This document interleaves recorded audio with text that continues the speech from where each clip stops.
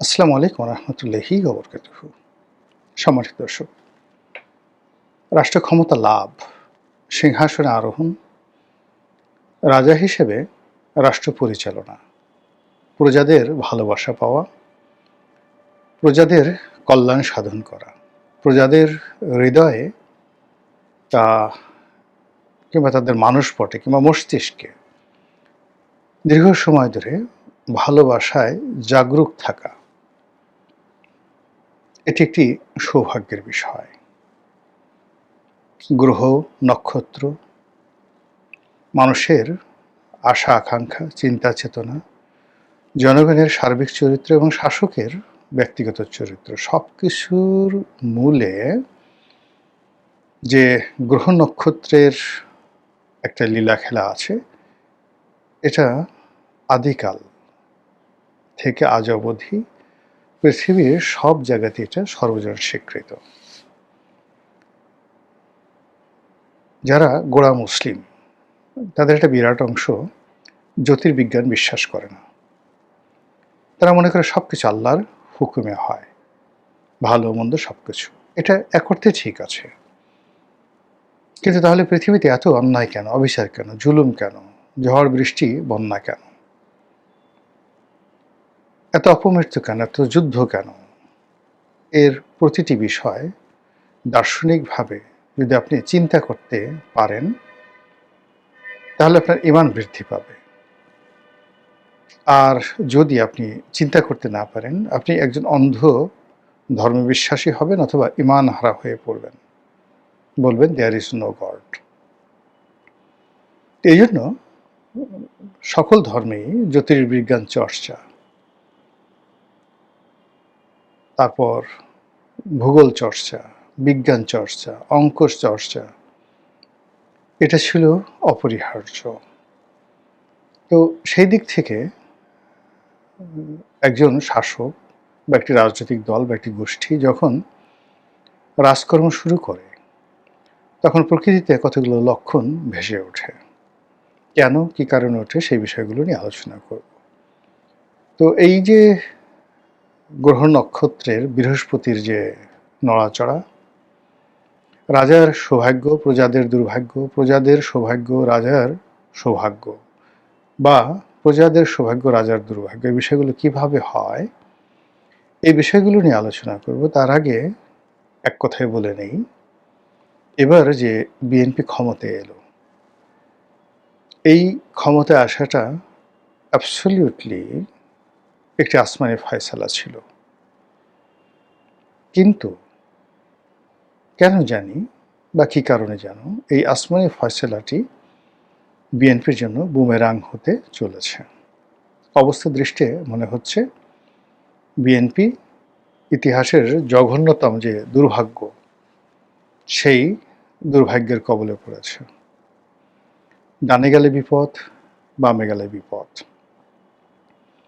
এবং মাত্র এই যে 18 মাসে, শেখ হাসিনার পতনের পরে প্রথম 18 মাস, এই 18 মাসে বিএনপির কর্মকাণ্ড, চিন্তা চেতনা সব কিছু, তাদের উপর যে অর্পিত দায়িত্ব বা তাদের উপর যে নিয়ামত আল্লাহ দিয়েছিলেন, সেই দায়িত্বের বরখেলাপ করা হয়েছে, নিয়ামতের খেয়ানত করা হয়েছে। এত কিছুর পর আবার বিএনপি যে ক্ষমতায় এলো, সেই ক্ষমতায় আসার জন্য তারা আল্লাহর প্রতি নির্ভর না করে পৃথিবীর অনেক মানুষের প্রতি নির্ভর করেছে।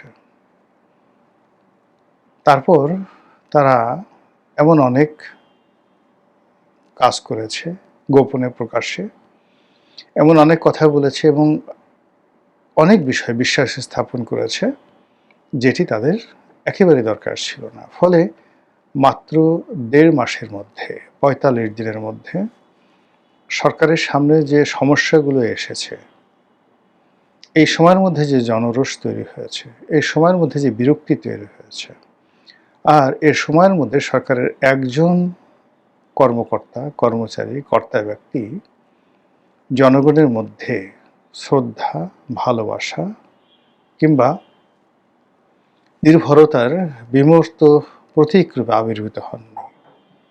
আচ্ছা, আপনি বলেন তো, বিএনপির কোন লোকটিকে দেখে আপনার মনে হয় ধার্মিক, ৫ ওয়াক্ত নামাজ কালাম পড়ে, অন্তরের অন্তঃস্থল থেকে আপনি তাকে ভক্তি করেন, শ্রদ্ধা করেন? আচ্ছা বলেন তো, বিএনপির কোন লোকটিকে দেখে মনে হয় যে এই লোকটি অর্থনৈতিকভাবে পরিপূর্ণভাবে সৎ? সে জেনাকার নয়, ব্যভিচারী নয়।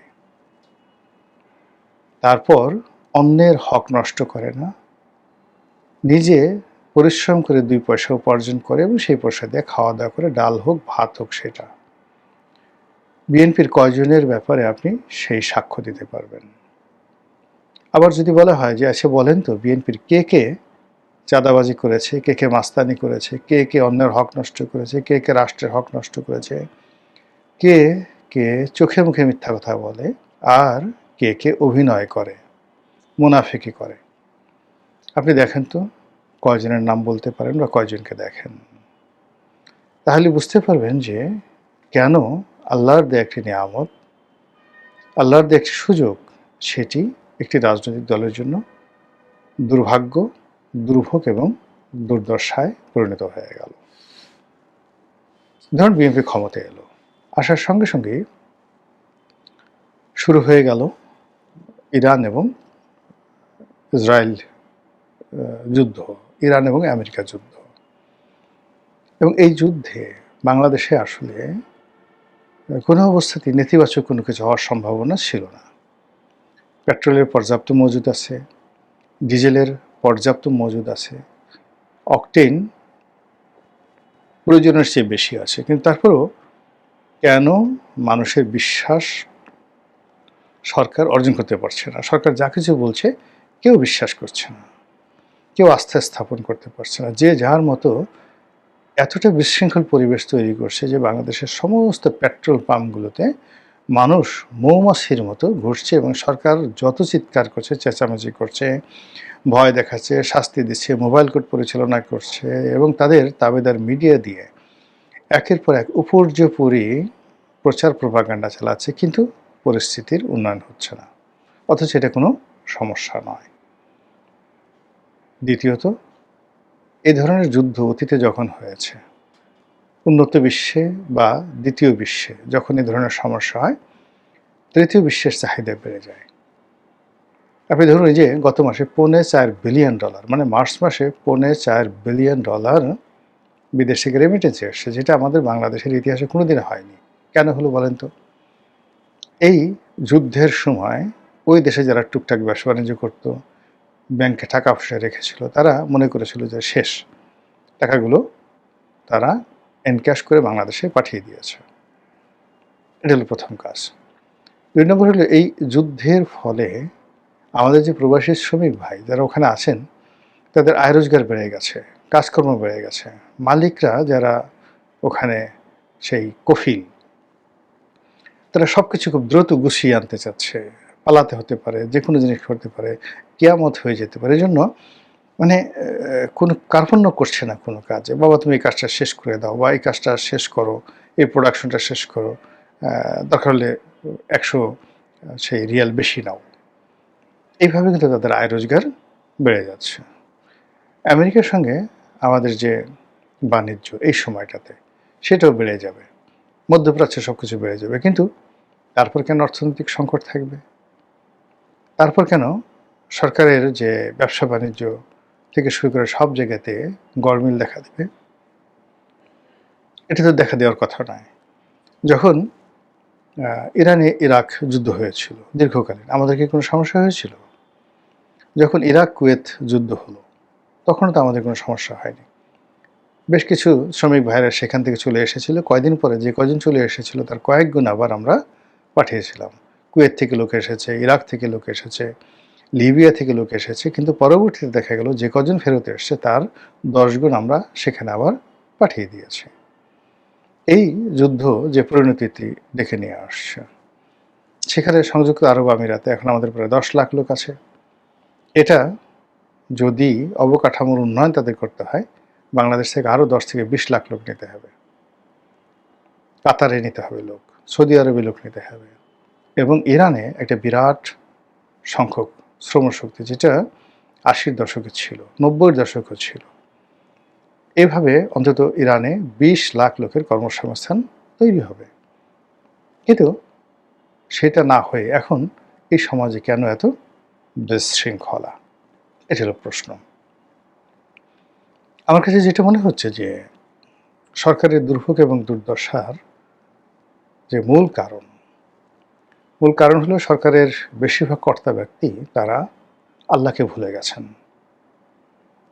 এরা সবাই একটা সময় আল্লাহর কাছে আত্মসমর্পণ করত। আওয়ামী লীগের জমানাতে তারা আল্লাহর কাছে কান্নাকাটি করত, মাপ চাইত, অঙ্গীকার করত যে আমরা যদি কোনোদিন সুসময় পাই তাহলে আমরা কোনোদিন অন্যায় করব না, দেশ জাতির সেবা করব, আল্লাহ তুমি এই বিপদ থেকে রক্ষা করো। যখন আল্লাহ শেখ হাসিনার সেই ক্ষমতা ত্যাগের পরপরই তাদেরকে একটা সুযোগ করে দিল, আল্লাহকে তারা ১ ঘন্টা সময় দেয়নি। ১ ঘন্টার মধ্যে ব্যাংক দখল করেছে, বিমা দখল করেছে, পথ ঘাট মাঠ ময়লার বাজার থেকে শুরু করে সব কিছু, সরকারি অফিস আদালত কোর্ট কাছারি ব্যাংক বিমার বাইরে গিয়ে যে টেলিভিশন কেন্দ্র পত্রিকা অফিস সব জায়গাতে যে যার মতো মানে খাবলে খাবলে টেনে হিসড়ে কামড়িয়ে সব কিছু তারা দখল করেছে। আর এটা দেখে আল্লাহ কি নারাজ হবে না? আল্লাহ বলেছেন পবিত্র কালামে পাকে যে আমি ওদের কান্নাকাটি শুনে যখন তাদেরকে ক্ষমা করে দিই এবং তাদের অশান্তি দূর করে শান্তি দেই, তখন তারা এমন আচরণ করে অবস্থা দেখে মনে হয় তাদের কোনোদিন তাদের কোনো বিপদই ছিল না। এখন আপনি বিএনপির যে নেতাকর্মী তাদের পোশাক দেখেন, হাঁটা দেখেন, চালচলন দেখেন, কোথাও কোনো বিনয় নেই, কৃতজ্ঞতা নেই। অবস্থা দৃষ্টি মনে হচ্ছে যে তারা সারাটা জীবন অতীতে ক্ষমতায় ছিল, এখন আছে এবং আগামী দিনেও ক্ষমতায় থাকবে। ফলে কোনো রকম অংশগ্রহণ ছাড়া, কোনো রকম স্যাক্রিফাইস ছাড়া কেবলই মাত্র তারা আওয়ামী লীগের দ্বারা জুলুম নির্যাতনের শিকার হয়েছে। এই কারণ হলো আওয়ামী লীগ তাদেরকে টার্গেট করেছে যে তাদেরকে মারবে। দোষটা ছিল আওয়ামী লীগের। কিন্তু একটি লড়াই করার জন্য, সংগ্রাম করার জন্য, একটি জাতিকে মুক্তি দেওয়ার জন্য বিএনপি যারা নেতাকর্মী তারা সেই কাজগুলো করেনি আওয়ামী লীগ জমানাতে। কিন্তু তারপরেও পরিস্থিতি এমন একটা জায়গাতে ছিল, আল্লাহ রাব্বুল আলামিন তাদেরকে যে সুযোগ দিয়েছে সেই সুযোগ তারা পেয়েছে। কিন্তু সেই সুযোগ পাওয়ার পর যে আনুগত্য দেখানো দরকার, যে কৃতজ্ঞতা প্রকাশ করা দরকার আল্লাহর প্রতি এবং আল্লাহর বান্দাদের প্রতি এবং আল্লাহর যে সকল সাহায্যকারী শক্তি রয়েছে যারা বিএনপিকে সাহায্য করেছে তাদের প্রতি তাদের যে কৃতজ্ঞতা থাকা দরকার, এটা তারা দেখাচ্ছে না। ২ নম্বর হলো যে অনেকগুলো সমস্যা, ছোট ছোট সমস্যা, কিন্তু অযোগ্য লোকদের কারণে, অথর্ব লোকদের কারণে, যাদের সঙ্গে রাজনীতির সম্পর্ক নেই, যাদের সঙ্গে দেশের সম্পর্ক নেই, যাদের সঙ্গে বিএনপির সম্পর্ক নেই, কেবলই মাত্র কেউ হয়তো কারো আত্মীয়, কেউ হয়তো কারো পছন্দের, কেউ হয়তো কারো আত্মীয় কিংবা কোনো কারণ নেই, এমনি দেখা গেল যে আমার শত্রু গণেশ, তো গণেশের শত্রু পরেশ, পরেশকে আমি মন্ত্রী বানাইলাম গণেশকে শিক্ষা দেওয়ার জন্য। এইভাবে এই যে ১.৫ মাসে এই সরকারের গুরুত্বপূর্ণ পদ পদবীতে এইরকম পরেশ, এরকম গণেশ যে সিনড্রোম, সেই সিনড্রোমের অধীনে বহু মানুষ এখানে নিয়োগ লাভ করেছেন। ফলে সরকারি কাজকর্মে কোনো গতিশীলতা আসেনি। এখানে যে সকল বড় বড় পদ পদবীতে রাজনৈতিক নিয়োগ হয়েছে সেখানে কেউ হ্যাপি নয়, কারো মুখে হাসি নেই। যে দয়া পেয়েছে সেও হাসিতে ভরপুর নয়। আবার অনেকে হয়তো মন্ত্রী এমপি বানানো হয়েছে কিন্তু তার পেছনে এমনভাবে ফেউ লাগিয়ে দেওয়া হয়েছে যে সেখান থেকে শুধু দীর্ঘশ্বাস বের হচ্ছে। ফলে কেবলই মাত্র কয়েকজন, গুটি কয়েক ২-৩ জন লোক পুরো সরকারি ব্যবস্থায় তারা তাদের মতো হাসছে ফিরছে চলছে কথা বলছে, অ্যাজ ইট ইজ, দুনিয়ার সব কিছুকে আছে। কিন্তু বাকি যারা সবাই আছে তারা উদাসীন, আকাশের দিকে তাকায়, ডানে বামে তাকায়, কিন্তু কোথাও তারা স্বস্তির নিঃশ্বাসটি খুঁজে পায় না। ফলে কি হচ্ছে, কোনো কাজে বরকত হচ্ছে না, কোনো কাজে গতিশীলতা আসছে না এবং আগামীতে শাসন কার্য পরিচালনা করে জনগণের কল্যাণ সাধন করে বিএনপি দীর্ঘমেয়াদে ক্ষমতায় থাকবে, আবার ক্ষমতায় আসবে, এই বিষয়গুলো আজকের দিন পর্যন্ত যে সকল কর্মকাণ্ড হয়েছে এটার প্রেক্ষিতে যদি বিচার করেন, বিশ্লেষণ করেন, তাহলে আপনিই বুঝতে পারবেন যে এটা কতটা সম্ভব কিংবা অসম্ভব। মহান আল্লাহ আমাদের সবাইকে হেদায়েত দান করুন এবং হেফাজত করুন। আসসালামু আলাইকুম ওয়া রাহমাতুল্লাহি ওয়া বারাকাতুহু।